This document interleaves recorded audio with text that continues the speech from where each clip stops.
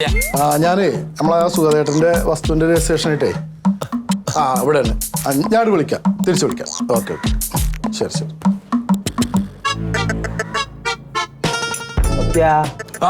വയ്യങ്ക് കുട്ടി അകത്ത് പോയി കിടന്നോ?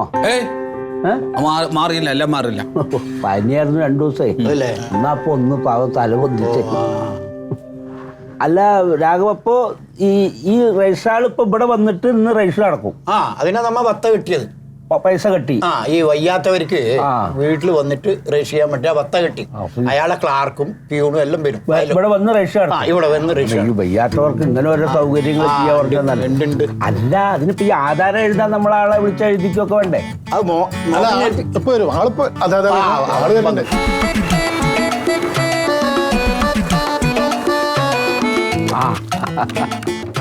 വരൂ വരൂ.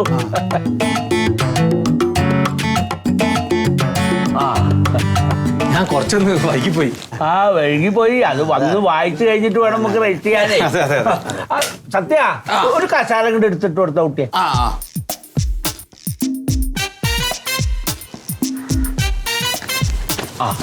നമുക്കൊന്ന് വായിച്ചു നോക്കിയാലോ? വായിക്കാം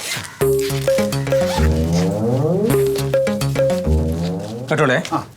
ആലപ്പുഴയിലെ കാർത്തികോൾ താലൂക്കിൽ കുടുക്കുമുറി വില്ലേജിൽ കുടുക്കുമുറി കിഴക്കേത്തല POയിൽ വലിയ കൊമ്പത്ത് വീട്ടിൽ രവീന്ദ്രൻ മകൻ സുഗതൻ കൃഷി 65 വയസ്സുകാരൻ, മേപ്പടി താലൂക്കിൽ മേപ്പടി വില്ലേജിൽ മണ്ടംകുറ്റി വീട്ടിൽ പൊന്നപ്പൻ മകൻ മോഹന് എഴുതി കൊടുത്ത നിറാധാരം.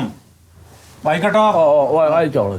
പട്ടികയായി പറയുന്ന വസ്തുവകൾ ആലപ്പുഴ സബ് രജിസ്റ്റർ ഓഫീസിൽ 1977 1455 നമ്പറായി എനിക്ക് എഴുതി കിട്ടിയിട്ടുള്ളതും. ഇതിങ്ങനെ പാട്ട് പാടണ്ട, മറ്റേ പ്രധാനപ്പെട്ട വായിച്ചാൽ മതി. ആ വസ്തുവിന്റെ മറ്റേ സർവേ നമ്പർ, പേര്, പിന്നെ ആ ചെക്ക് നമ്പർ, കാര്യമായിട്ട് പോകണ്ട. സർവേ നമ്പർ 232/8 തണ്ടപ്പേര് 15887, ബാങ്കിലെ നമ്പർ 98967580 173. ബാങ്കിലത്തെ എത്ര? 98967580 ഒന്നുകൂടി വായിക്കണോ? ശരിയാ, കുഴപ്പമൊന്നുമില്ല.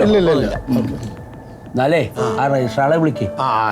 സർക്കാർ ഉദ്യോഗസ്ഥന്മാരെ ആദ്യം വിളിച്ചവരുടെ പിന്നാലെ പോകും. അവരാ എല്ലാരും ഓഫീസിൽ എത്തിയിട്ട് ഒരു ഫയലെല്ലാം എടുത്ത് നീങ്ങണം ഇങ്ങോട്ട്.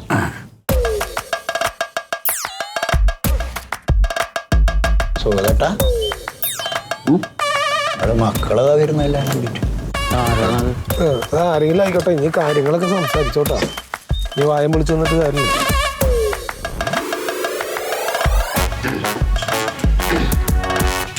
അച്ഛാ, ഇവിടെ എന്താ പരിപാടി? അല്ല, എന്താ ഇവിടെ നടക്കണ ചോദിക്കേ? അല്ല, ഞങ്ങള് 2 മക്കളുണ്ടല്ലോ അച്ഛനെ. ഉണ്ടോ?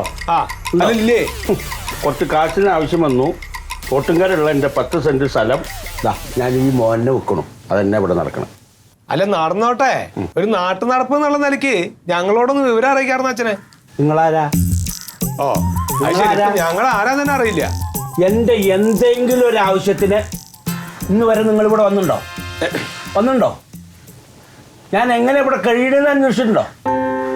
അല്ല, അച്ഛനോടല്ലേ ഞങ്ങൾ വന്ന് ഇവിടെ നിന്ന് ചോദിച്ചത്, സ്ഥലം കൊടുക്കണണ്ട, ഈ പൈസ എന്ത് ചെയ്യാൻ പോണെന്നൊക്കെ. അത് മാത്രം ചോദിക്കാനായിട്ട് എനിക്ക് ഒരു മക്കള് വേണ്ട. അതിന്റെ മകനാണ്. ഞാൻ എനിക്കിഷ്ടമുള്ളത് ചെയ്യും. ഇഷ്ടമുള്ളത് ചെയ്യും. എന്തെന്നാടാ പറഞ്ഞിട്ട്? എന്നാ ശരി, അച്ഛന് ഇഷ്ടമുള്ള എന്താ വെച്ചാ ചെയ്യ്. ഞങ്ങൾക്ക് എന്തെങ്കിലും ചെയ്യാൻ പറ്റുമെന്ന് ഞങ്ങൾ നോക്കാലോ. നിനക്ക് ഇഷ്ടമുള്ളതൊക്കെ നീ ചെയ്യാ, എനിക്കിഷ്ടമുള്ളത് ഞാൻ ചെയ്യും. എനിക്കിഷ്ടമുള്ളത് ഞാൻ ചെയ്യും. സാധനം പറയാൻ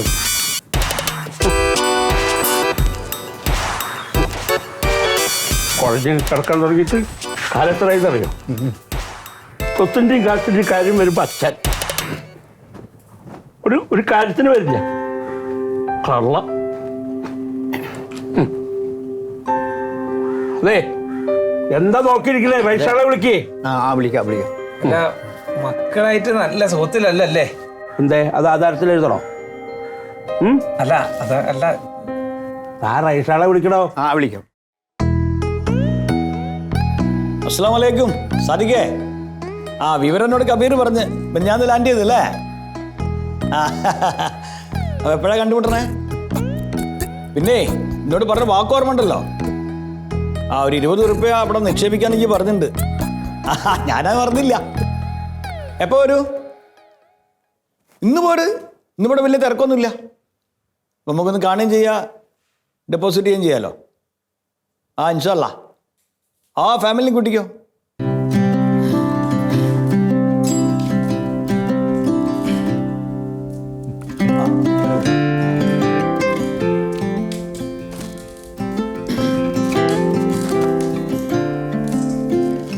ബാഗ് അവിടെ ഇട്ടേക്ക്.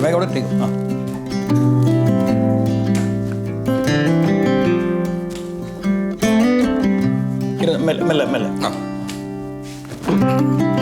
ഇങ്ങോട്ടിരിക്കും. ഇരുന്നോളൂ. ഇല്ല, കുഴപ്പമില്ല. അച്ഛ അവിടെ ഇരുന്നോ? ഇരുന്നോളൂ. ഇരിക്കടാ. എന്തായിരുന്നു കാര്യം? സാറേ, ഇത് സുഗതൻ പറഞ്ഞ ആളാണ്. അപ്പോൾ അവർക്ക് കുറച്ച് മുമ്പ് ഒരു സ്ട്രോക്ക് വന്നു. അപ്പൊ അങ്ങനെ തളർന്നു പോയി അവര്. എന്നിട്ട് ഡോക്ടറൊക്കെ കാണിച്ചു. അപ്പൊ അതിന് മരുന്നൊക്കെ കഴിക്കുന്നുണ്ട് ഇപ്പോ. അതെന്തിനാ ഇവിടെ പറയണേ? എനിക്ക് ഇവിടെ അക്കൗണ്ട് ഉണ്ട് സുഗതൻ എന്ന് പറഞ്ഞിട്ട്, അറിയാലോ? എനിക്കറിയാം. ഞാന് എത്ര മാസമായി ഇപ്പം സ്ട്രോക്ക് വന്നിട്ട്? അത് കുറച്ചായി. ഇപ്പൊ എന്താ വെച്ചാൽ മെഡിക്കൽ കോളേജിൽ കൊണ്ടുപോകണം പറഞ്ഞു. ആ ഡോക്ടർ പറ്റില്ല, വേറെ കുറച്ചും കൂടി നല്ല ഡോക്ടറെ കാണാൻ പറഞ്ഞിട്ട് അപ്പൊ അങ്ങനെ പോണം പറഞ്ഞ് നിൽക്കാണ്. എന്താ ഇവിടെ വന്ന കാര്യം? എന്താ? അതെ, എനിക്കിപ്പോ ഈ അടുത്തിടെ എൻ്റെ ഒരു സ്ഥലം ഞാൻ വിറ്റു. സ്ഥലം വിറ്റു. അപ്പോൾ ഒരു 8 ലക്ഷം ഉറുപ്പ് കിട്ടിയിട്ടുണ്ട്. അത് ഇവിടെ ഫിക്സഡ് ഡിപ്പോസിറ്റ്. പിന്നെന്താ, സന്തോഷമുള്ള കാര്യമല്ലേ? അപ്പൊ അതിന് വന്നതാ. ഇതിനു മുമ്പ് എനിക്ക് ഇവിടെ ഡിപ്പോസിറ്റ് ഒക്കെ ഉണ്ടായിരുന്നു. എനിക്കറിയാം. അപ്പൊ ഞാന് ഫിക്സഡ് ഡിപ്പോസിറ്റിന്റെ ഫോം അത് അപ്പുറത്തെ കൗണ്ടറിൽ കിട്ടും. അപ്പൊ അവിടെ ഒരു ചെക്കും എമൗണ്ട് ഒക്കെ എഴുതിയിട്ട് അവിടെ കൊടുത്താൽ മതി കേട്ടോ. അതെന്താ അറിയോ, ഇപ്പൊ ഈ ഇതിന്റെ അവസ്ഥയൊക്കെ ഇങ്ങനെ ആയോണ്ടേ എനിക്ക് ഈ 8 ലക്ഷം ഡിപ്പോസിറ്റ് ചെയ്യാൻ ഒരു നോമിനി വെക്കണം. ഇവനെ മോനാണോ? മോനേക്കാ വലുതാ അവനെ. എനിക്ക് മോനല്ല, ഞാൻ കൂടെ നിൽക്കുന്ന ആളാണ്. അപ്പോ ഇവനായിരിക്കണം നോമിനി. അതൊക്കെ നിങ്ങളുടെ ഇഷ്ടമാണ്. അതിലിപ്പോ ബാങ്ക് മാനേജർക്കൊന്നും പറയാനില്ല കേട്ടോ. അയാളാണെങ്കിൽ അയാളുടെ പേര്, അയാളുടെ അഡ്രസ്സ്, അയാളുടെ ആധാർ കാർഡ് അവിടെ കൊടുക്കണം. ആധാർ കാർഡ് ഒക്കെ ഞാൻ ഉണ്ടാക്കിയില്ല, എല്ലാം ഉണ്ടാവില്ല. അതൊക്കെ ഉണ്ടാക്കി തന്നു. അപ്പൊ അതവിടെ കൊടുത്താൽ മതി. അതെ അല്ലേ? അത്രേ ഉള്ളൂ കേട്ടോ. അവിടെ കൊടുത്തു. അപ്പുറത്തെ കൗണ്ടറിൽ. ശരി. പാസ്ബുക്ക് കയ്യിൽ വെച്ചോളൂ, അവിടെ കൊടുത്താൽ മതി. ശരി. പിടിച്ചോളൂ. പിടിച്ചാ പിടിച്ചോ. നടന്നോളൂല്ലോ അല്ലേ? നടക്കും. എന്നാ ശരി സാർ. ശരി.